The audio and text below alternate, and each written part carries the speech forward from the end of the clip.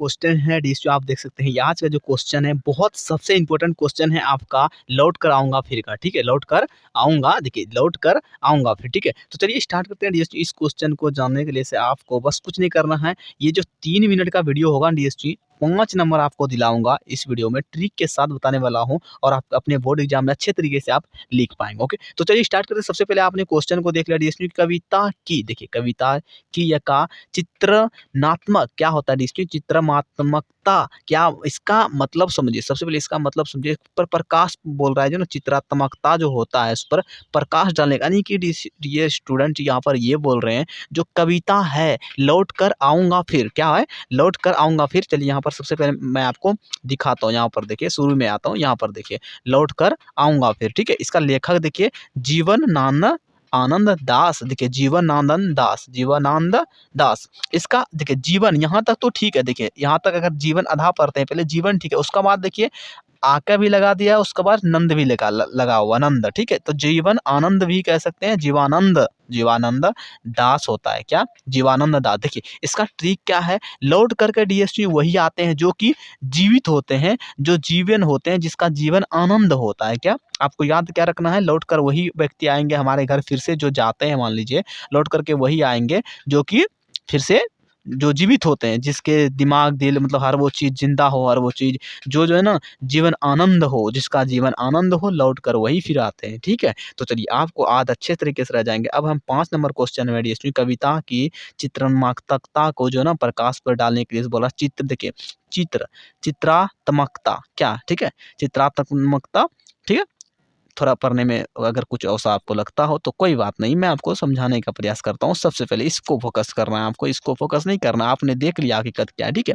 तो सबसे पहले क्या करना है, आप यहाँ पर बैठो अच्छे तरीके से। उसके बाद देखो उत्तर है हमारा 5 नंबर का ये क्वेश्चन है कि प्रस्तुत यानी कि इसमें जो हमने दर्शाया है, जो कविता में जो दर्शाया गया है लेखक के द्वारा, ठीक है? जीवनानंद दास के द्वारा प्रस्तुत कविता की देखिए भाषा शैली भी जो है ना चित्रमयी हो गई है। क्या इसमें प्रस्तुत यानी कि इसके हिसाब से जो प्रस्तुत किया गया है कविता में भाषा शैली को, वो भी चित्रमयी हो गई है। उसके बाद देखिए प्राकृतिक वर्णन में कहीं-कहीं देखिए कहीं-कहीं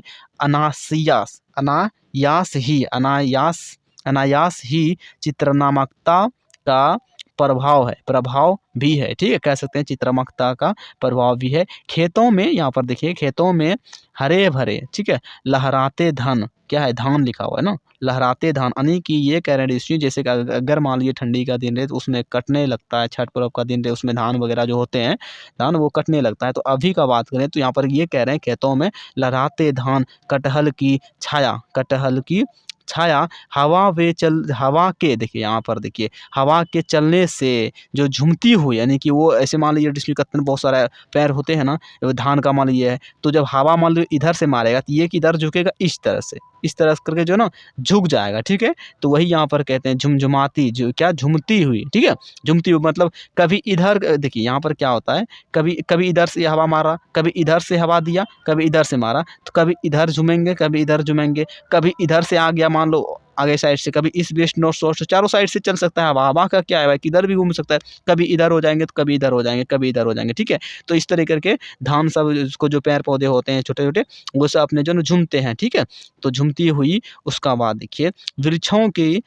देखिए वृक्षों की टहनियाँ जो ना क्या है, झले की चित्र, ठीक है? झले की चित्र की रूपरेखा चित्रित है। आकाश में उड़ते हुए जो ना उल्लू, क्या है? उल्लू और संध्याकालीन लौटते हैं। देखिए उल्लू जो होते हैं डीएसटी आकाश में, वो संध्याकालीन यहाँ पर लौटते हैं लिखा हुआ है। जो कि उल्लू मैं आपको बता दूं डीएसटी, उल्लू जो होते हैं वो रात को ही जो ना संध्याकालीन शाम जब होते हैं तब वो निकल लेंगे अपने घोंसले से, तब वो रात को उड़ते हैं। वो उसे दिन में जो है ना दिखाई नहीं देता उल्लू को। अगर वो समझो संजोग से आप देखे होंगे अगर उल्लू को डीएसटी मैं आपको बता दूं, वो संजोग से कभी उसको पता नहीं चलता, वो दिन में जो है ना वो निकल ही नहीं सकता है जल्दी करके, ठीक है? तो जल्दी करके वो नहीं निकलते हैं, और संजोग से निकला हो तो वो अलग की बात है, बट उसे दिखाई नहीं देता है दिन में, ठीक है? वो रात में, जैसे चमगादड़ उल्लू ये दोनों एक ही जैसा होता है, ठीक है? बट दोनों का मतलब शरीर अलग होता है। ये काला चमगादड़ वो बड़ा सा पंखा जैसा होता है, ठीक है?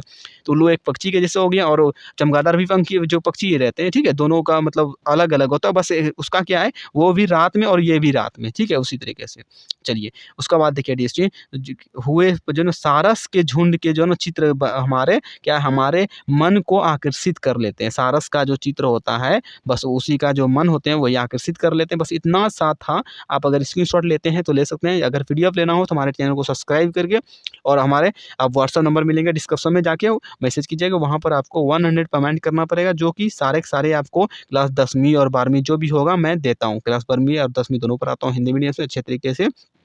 तो आपको मिल जाएँगे इंपॉर्टेंट सारे क्वेश्चन, ठीक है? तो सब्जेक्टिव ऑब्जेक्टिव दोनों मिलेंगे। चलिए तो मिलते हैं अगले वीडियो में, आज के लिए बस इतना ही।